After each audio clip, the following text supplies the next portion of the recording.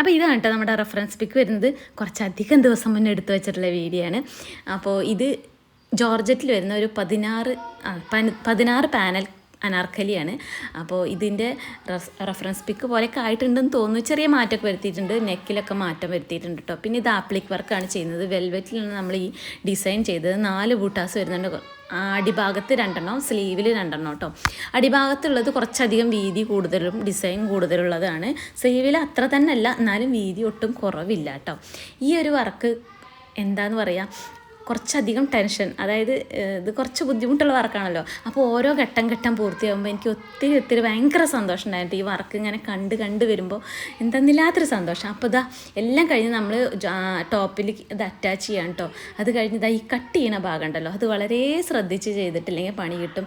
എടുത്ത പണിയൊക്കെ വെറുതെ കേട്ടോ. അത് കഴിഞ്ഞിട്ട് ഔട്ടർ ലൈൻ 2 ലൈൻ വീണ്ടും കൊടുത്തിട്ടുണ്ടായിരുന്നു. അപ്പോൾ ഇതാ സ്ലീവിലും കൊടുത്തു. ഇതാ സ്ലീവിൽ ചെറിയ ബൂട്ടാസ് കൊടുത്തിട്ടുണ്ട് കേട്ടോ. അതുപോലെ നമ്മുടെ ഷാളിലും പാൻറ്റിൻ്റെ അടിഭാഗത്തും ചെറിയ ബോട്ടാസ് കൊടുത്തിട്ടുണ്ട്. ഷോളിൽ പൈപ്പിങ്ങും അതുപോലെ തന്നെ സീക്വൻസിൻ്റെ ലേസും വെച്ചിട്ടുണ്ട് കേട്ടോ. ഇത് ജോർജറ്റിലാണ് വരുന്നത്. അപ്പോൾ ഇതിൻ്റെ സത്യം പറഞ്ഞാൽ ഇതിൻ്റെ നല്ലൊരു പിക്ചർ എനിക്ക് എടുക്കാൻ കിട്ടിയിട്ടില്ല. പക്ഷേ ഇത് ഡയറക്റ്റ് കാണുന്നതാണ് ഒന്നും കൂടെ എനിക്ക് ഭംഗി തോന്നിയിട്ടുള്ളത്. വീഡിയോയിൽ അത്ര തന്നെ ഇതിൻ്റെ ഭംഗി അറിയുന്നില്ല. ഒരു ചിക്കു ഷെയ്ഡാണ്. അപ്പോൾ വീഡിയോ ഇഷ്ടപ്പെട്ടിട്ടുണ്ടെങ്കിൽ ലൈക്ക് ചെയ്യാൻ മറക്കരുത്.